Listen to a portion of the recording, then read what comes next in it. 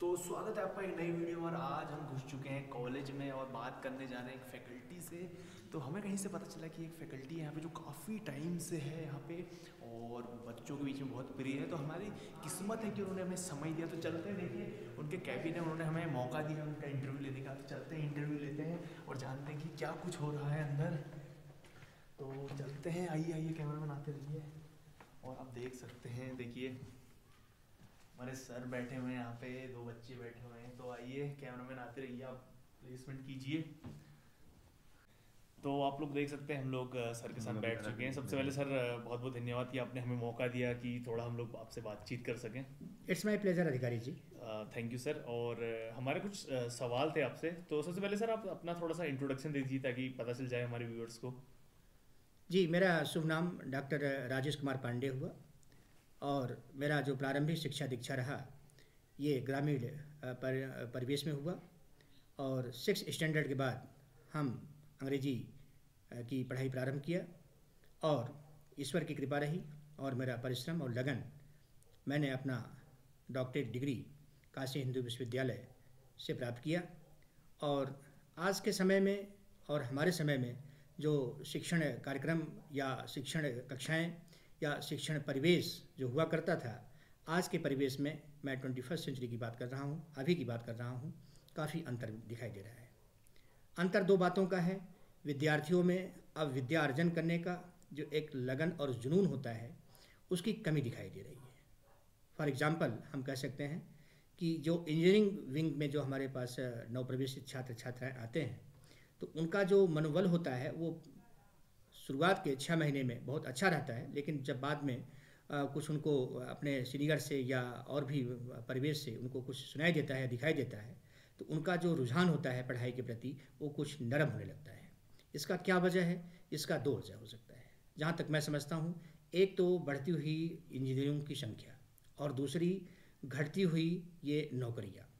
तो हर बंदा चाहता है कि हमारा प्लेसमेंट अच्छा हो और हमारा पैकेज भी अच्छा हो, लेकिन हमारे देश में ये हम ये दुर्भाग्य तो नहीं कह सकते हैं, लेकिन फिर भी ये कहा जा सकता है यह एक बर्निंग प्रॉब्लम के रूप में उभर रही है। जी सर, बहुत अच्छा आपने अभी तक एक्सप्लेन किया सर। तो मुझे ये जानना था, जैसे कि आप, हमने सुना था कि आप बहुत टाइम से यहाँ पे, तो मतलब कितना टाइम हो चुका है जी आपको? जी, मैं तो एक्चुअली यह है यहाँ पर Vipin Tripathi Kumar institute of technology में मैं सिंस 2010 से मैं यहाँ पर कंटिन्यूड सर्विस में हूँ। इससे पहले मैं अपना जो टीचिंग प्रोफेशन मैंने स्टार्ट किया वो 1992 से प्रारंभ मैंने किया है। तो फिर भी अप्रॉक्सीमेटली यहाँ पर मुझे खास करके Vipin Tripathi Kumar institute of technology की बात है तो मैं अनवरत अपनी 12 साल की सेवाएं दे रहा हूँ। जी सर, आपको 12 साल हो चुके हैं यहाँ पे। जी और सर 12 साल में आपने, मतलब आपको क्या क्या चेंजेस लगे? जैसे कि आपने बताया था कि इंजीनियरिंग बहुत चेंजेस आने आने लग गए हैं, बच्चे थोड़ा मतलब इंजीनियरिंग को अब। हाँ, तो ये जो चेंजेस की बात है, जिस समय मैं यहाँ पर आया था ये Vipin Tripathi Kumar institute of technology में, उसमें छात्रों की संख्या भी अच्छी थी और ये जो एकेडमिक इन्वायरमेंट था वो that is also too much healthy and you may से प्रॉस्परस। लेकिन अब चूँकि अब प्राइवेट ऑर्गेनाइजेशंस में भी और कई जगहों पर हम देख रहे हैं कि इतने इंजीनियरिंग कॉलेजेस खुल रहे हैं कि उसमें जो है छात्र दाखिला भी नहीं ले पा रहा है। तो सबसे बड़ा चीज़ आपका ये प्रश्न रहा कि आपने क्या चेंजेस देखा। तो चेंजेस तो मैंने सबसे पहला ये देखा कि इंजीनियरिंग में बच्चों का कम दाखिला होना, जो कि सबसे बड़ा प्रश्न है कि बच्चे आखिर में इंजीनियरिंग कॉलेजेस में एडमिशन का जो रेशियो आप देखेंगे, मैं केवल उत्तराखंड की बात नहीं करता हूँ, पूरे भारत की बात कर रहा हूँ, तो उसमें जो है छात्रों की जो संख्या है वो काफ़ी कम हो चुकी है। इसका दो वजह है। एक तो बच्चों को प्रॉपर प्लेसमेंट न मिलना और दूसरी बात है शिक्षा में इतनी ज़्यादा वो मतलब महंगाई आ गई है कि सामान्य तबके का, गरीब तबके का व्यक्ति एक बार इंजीनियरिंग कराने के लिए अपने बच्चे को सोचता है। तो शिक्षा महंगी हो चुकी है। जी सर। और सर एक चीज़ बताइए, जैसे पहले तो इंजीनियरिंग बहुत चलता था कि इंजीनियरिंग करिए, बच्चों से सबसे इंजीनियरिंग करवाते थे। लेकिन आजकल मतलब आजकल भी है ये चीज़, तो एक क्या चीज़ अच्छी है, जैसे हम लोग कितने बार सुनते हैं कि फैमिली बच्चों को फोर्स करती है कि आपको इंजीनियरिंग ही करनी है, इंजीनियरिंग अगर आप करते हैं तो आप एक अच्छे इंसान हाँ, चूँकि बनेंगे। अब यह है कि गार्जियन ये सोचता है अपने पाल्य के साथ, उसका एक स्वप्न जुड़ा रहता है कि मेरा बच्चा अगर इंजीनियरिंग की पढ़ाई कर लेगा, एक इंजीनियर बन जाएगा, तो उसका जो है जीविका, उसका जो लिवलीहुड होगा वो अच्छे ढंग से वो प्रॉस्परस होगा और बढ़िया से उसका सब कुछ काम चलेगा।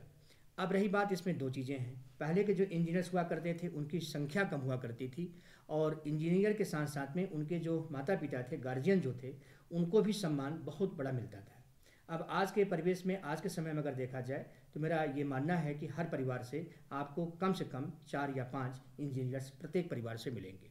तो ये जो बढ़ती हुई संख्या है इंजीनियरों की, ये भी हमारा मतलब सम्मान थोड़ा सा, और जो नौकरी हमको प्राप्त समय से नहीं हो पा रही है, यह भी एक बहुत बड़ा कारण है जो हमारे परिवेश में जिस समय हमारे पास में था ये सिनेरियो देखने का कि इंजीनियरों को मतलब ये एक सम्मान मिलता था, एक पोजीशन मिलता था, आज के दौर में वो चीज़ कम हो रही है।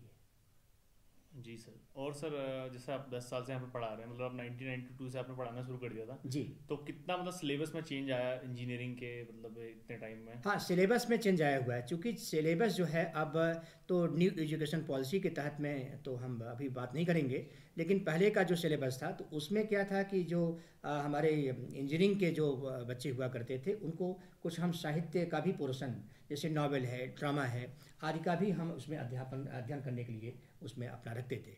लेकिन एट प्रेजेंट टाइम में अब उसमें लिटरेचर का थोड़ा सा भी उसमें वो नहीं है, मतलब आप कह सकते हैं कि इनकॉर्पोरेशन ऑफ लिटरेचर। तो मैं चाहूँगा कि ये जो प्रोफेशनल स्टूडेंट्स हैं या जो इंजीनियरिंग स्टूडेंट्स हैं उनको साहित्य भी पढ़ने का अवसर दिया जाए। तो सर जैसा कि आपने हमारी टीम को कांटेक्ट किया था और हम लोग आए हुए थे आपका इंटरव्यू लेने और कुछ जी। जानने के लिए, तो मतलब क्या रीज़न था इसके पीछे? आप मेरा सबसे बड़ा ये रीज़न ये था आपसे ये मुखातिब होने का कि मैं एज ए फैकल्टी, मैं लैंग्वेज फैकल्टी हूँ और कम्युनिकेशन व्यू में से, तो most of the students at present scenario they are highly educated and they are good student, but they have one problem: how to talk and how to express our own thoughts, ideas, views in front of others. So suppose that if a student is bright but he is unable to talk with others and in front of others, and how to address any meeting or how to take any class, so at that time he or she feels hesitation. So how to remove hesitation? So my first attempt is how to remove hesitation in all the students or you can say all the learners. तो मेरा सबसे पहला ये रहेगा, मेरा vision जो है कि बच्चों को हम कैसे इंटरेक्ट करें, कैसे हम बच्चों को मुखातिब करें, उनको किस विधा से, किस प्रैक्टिस के रूप में हम बच्चे को थोड़ा सा बोलने का मौका दें। तो सर जैसा आपने पीछे इतनी सारी फोटोज लगाई है अच्छी अच्छी, जी, आप जी। बहुत सारी जगह जाके आए हुए हैं, जी। तो आप थोड़ा थोड़ा बताएंगे हमें कि कैमरा में थोड़ा आगे आ जाइए, आप देखिए कितनी सर लग रहा है हमें काफ़ी जगह गए हुए थे। जी जी। देखिए ग्राफिक एरब भी हमारी सर की तस्वीर दिख रही है जी। और 2-3 कॉलेजेस और हैं, तो सर थोड़ा बताइए इन तस्वीरों के हाँ, बारे में। इसमें है क्या कि हम स्पीकर भी हैं और मैं विजिटिंग लेक्चर भी लेता रहता हूँ। तो अभी मेरा एक लेक्चर हुआ था यहाँ पर ग्राफिक हिल यूनिवर्सिटी ग्राफिक एरा जो कि भीमताल में स्थित है, और इसके बाद में हम इंडक्शन प्रोग्राम के भी कोऑर्डिनेटर हैं।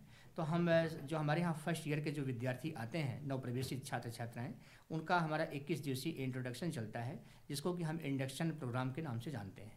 तो ये जो फोटोग्राफ्स लगे हुए हैं ये हमारे विद्यार्थियों का है और विपिन त्रिपाठी कुमार इंस्टीट्यूट के नवप्रवेशित छात्र छात्राओं का है। इसके बाद में अब चूँकि हिंदू होने के नाते कुछ विद्यार्थियों ने यहाँ पर देवी का और ये कुछ भगवान का फ़ोटो भी लगा रखा है। इसके बाद में हमारे आपने देखा होगा कि यहाँ पर मेरे पास में कुछ ऐसी भी तस्वीरें मिलेंगी जिसमें कि मैं स्वयं प्लांटेशन वगैरह, तो हॉर्टिकल्चर का मैं इंचार्ज भी रहा और अभी हैं भी, तो उसमें जो है हम प्लांटेशन और चूँकि प्रकृति के बहुत नज़दीक जाने की हम लोग कोशिश करते हैं और हमारे विद्यार्थी भी हमारा सहयोग करते हैं, तो हमारा ये प्लांटेशन का कार्यक्रम इसमें लगा हुआ है। तो सर हमने सुना था कि कुछ बच्चों से हमें पता चला कि हमें नशा अब काफ़ी बढ़ते जा रहा है इस कॉलेज में, तो आपका इस बारे में क्या कहना है सर? अब इसका दो चीज़ें हो रही हैं कि मोस्ट ऑफ द यंगस्टर, जहाँ तक मेरा अनुभव है, एक्सपीरियंस है, कि वो थोड़ा सा कहते हैं कि मैं टेंशन में हूँ, तो डिप्रेशन में है, या उनके पास में कुछ ऐसी चीज़ें होती हैं जो किसी दूसरे से जब कह नहीं पाते हैं, तो अपने दिमाग को, उनका कहना है कि मैं अपने दिमाग को फ्रेश करने के लिए, अपने गम को भूलने के लिए हम स्मोकिंग या इंटॉक्सिकेशन या अल्कोहल का प्रयोग कर लेते हैं, जो कि मेरा ख्याल है कि ये कोई मतलब उपचार नहीं है, बल्कि एक हमारे कहा जाए तो हमारा एक मानसिक कमजोरी है। It is our mental disease है। तो ये जो नशाखोरी बढ़ रही है विद्यार्थियों में और ख़ास करके यंगस्टर्स में, मैं विद्यार्थी की बात नहीं करूँगा, ये जितने भी यंगस्टर्स हैं और इवन टीनेजर्स में भी आज के समय में, आज के परिवेश में ये नशा की प्रवृत्ति तेज़ हो रही है। इसका जहाँ तक मैं समझता हूँ कि बच्चों के अंदर में वो जो एक कुंठा या डिप्रेशन या टेंशन जो चल रहा है, तो ये टेंशन या डिप्रेशन उनका थोड़ा सा ये मेंटरिंग के तहत मेंटर्स बना करके और उनसे बात किया जाए। और मैं ये चाहता हूँ कि हर विद्यार्थियों से, हर बच्चों से, चाहे वो विद्यार्थी हों या नहीं विद्यार्थी भी हैं, तो उनसे एक मेंटरिंग के रूप में उनसे ओपन कम्युनिकेशन किया जाए for all the type of mental diseases. तो अभी हमारी सर से बातचीत हुई थी और सर भी अपना एक यूट्यूब चैनल स्टार्ट कर रहे हैं, जो कि बहुत अच्छी बात है। सर चाहते हैं कि लोगों का भला हो। सर कुछ मोटिवेशनल वीडियोस, काफ़ी सर के प्लान्स है, तो एक बार हम सर से ही जानते हैं, सर आपने क्या सोचा है कि आप क्या क्या अपने चैनल पे करोगे, एक बार बता दीजिए सर कैमरे को। मैं इस चैनल के माध्यम से समस्त यंगस्टर्स को सबसे बड़ी बात कि वो अपनी बात को खुल करके दूसरे के सामने कह सकें, बोल सकें। और दूसरा चीज़ ये है कि जो विद्यार्थियों के अंदर में इस समय जो हम देख रहे हैं कि जो ये डिप्रेशन या टेंशन या सफोकेशन जो ये फील कर रहे हैं विद्यार्थी, ये क्यों कर रहे हैं, इसका क्या वजह है।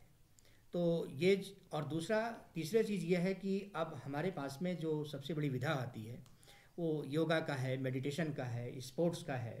तो हम ये चाहते हैं कि अब हर ये इंस्टीट्यूशंस में हर जगह पर ये मेडिटेशन और कुछ स्पिरिचुअल क्लासेस, कुछ योगा क्लासेस ये मैंडेट किया जाए, जिससे कि बच्चों के अंदर में एक प्रसन्नता और एक अच्छा मतलब गुड फील महसूस हो। तो सर जैसे कि जब भी कोई बच्चा फर्स्ट ईयर में एडमिशन लेके आता है तो वो बहुत सारी चीज़ें सोच के आता है और एकदम नया फ्रेश, आप बोल सकते हो एकदम नया अंदर घुस रहा है। लेकिन मैंने सुना था काफ़ी बच्चों से कि मतलब उसमें बिल्कुल ड्रास्टिक चेंज आ जाता है यहाँ आने के बाद। तो इस बारे में आपका क्या कहना है? जी, बात सही है आपकी। और ये मेरा ख्याल है कि जब फर्स्ट ईयर में बच्चा वो एडमिशन लेता है तो अपने आप को वो आधा माने इंजीनियर के रूप में ही आता है बन करके। लेकिन अब एक हमारे यहाँ कहावत है कि देखा देखी पाप, देखा देखी पुण्य। तो अब बच्चा जैसे कि वो जो फर्स्ट ईयर में आता है तो आफ्टर 6 मंथ और 7 मंथ तो अपने सीनियर्स को फॉलो करता है, अपने वो फैकल्टी को फॉलो करता है, अपने एकेडमिक इन्वायरमेंट को फॉलो करता है। तो उसको कहाँ माने जाना चाहिए वो नहीं जा पाता है, बल्कि वो फॉलो करके देखा देखी करके वो बहुत सारी चीज़ों को अपना जो बना बनाया माने वो प्री रेडीमेड होता है उसमें वो चेंज करके और उसी परिवेश में, उसी ढलान में वो ढल जाता है। और होता क्या है कि बहुत सारे ऐसे बच्चे होते हैं विद्यार्थी जो प्रारंभिक के तौर पर परिश्रमी होते हैं, लेकिन अपने सीनियर्स को देख करके, अपने फैकल्टी को देख करके, अपने जो है वो एल्डर्स को देख करके वो बच्चे भी उसी रंग में, उसी ढाल में ढल जाते हैं। मैं विगत कई वर्षों से कंटिन्यूड वार्डन भी रहा हूँ, छात्रावास अधीक्षक। तो मैं ये ऑब्ज़र्व किया कि हमारे यहाँ जो स्टूडेंट्स एडमिट होते हैं वो डिफरेंट एरियाज़ के आते हैं और बहुत जगह से आते हैं, देश के कोने कोने से आते हैं। तो उनके दिल दिमाग में एक ड्रीम होता है, लेकिन उस ड्रीम को वो फाइनलाइज नहीं कर पाते हैं और बीच में वो अपने सीनियर्स को देख करके, अपने एल्डर्स को देख करके वो बहुत सारी चीज़ों को, अच्छाई को छोड़ करके बुराई को ग्रहण करने लगते हैं। तो सर बहुत बहुत धन्यवाद आपका कि आपने हमारी टीम को एक मौका दिया आपसे बातचीत करने का। हमें काफ़ी चीज़ें पता चली कि कैसा कॉलेज था और कितना टाइम हो गया आपको पढ़ाते हुए। आपकी क्वालिफिकेशंस बहुत अच्छी हैं सर। तो बाकी अभी हम अलविदा लेते हैं सर आपसे। बहुत बहुत धन्यवाद। बहुत बहुत आपको मैं शुक्रिया और धन्यवाद देता हूँ अपनी तरफ से और अपने संस्थान की तरफ से। और ये हमारा जो है ये गुड अपॉर्चुनिटी था कि आप जैसे लोगों से हम इंटरेक्ट हुए। और मैं ये कामना करूँगा कि आपकी टीम और आपके सभी वो सहयोगी लोग जीवन में उत्तरोत्तर और निरंतर विकास और वृद्धि करते रहें। धन्यवाद। Thank you sir. तो कैमरामैन आइए और हम लोग अब चलते हैं। हमने सर से अलविदा ले लिया, आते रहिए कैमरामैन। तो काफ़ी अच्छा इंटरव्यू रहा और बहुत मज़ा आया था सर से इंटरव्यू लेने में। काफ़ी चीज़ें हमने जानी कि कॉलेजेस में क्या चल रहा है, क्या कुछ हॉस्टल्स में हो रहा है। तो ऐसे इंटरव्यूज़ के लिए आप लोग बने रहिए। हम लोग काफ़ी फैकल्टीज से बातचीत करेंगे, हॉस्टल्स में घुसेंगे, हर जगह घुसेंगे। तो सब्सक्राइब करिए, लाइक करिए, कमेंट करिए और मिलते हैं हम आपसे अगली वीडियो।